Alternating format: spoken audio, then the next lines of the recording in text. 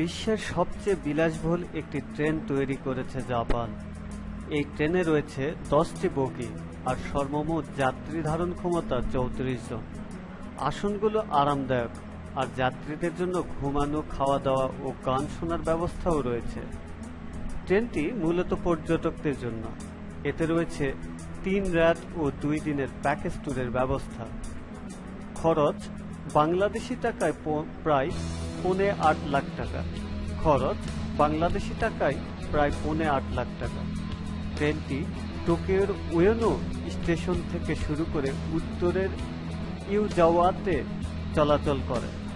বাইরের দৃশ্য দেখার জন্য বড় জানালা ও আরামদায়ক সোফাও আছে।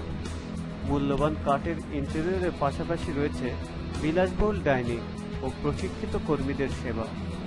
যাত্রীদের চাপের কারণে টিকিট লটারির মাধ্যমেই দেওয়া হয়। আশ্চর্য বিষয়, 2018 সালের এপ্রিল পর্যন্ত বিক্রির জন্য কোনো টিকিট নেই।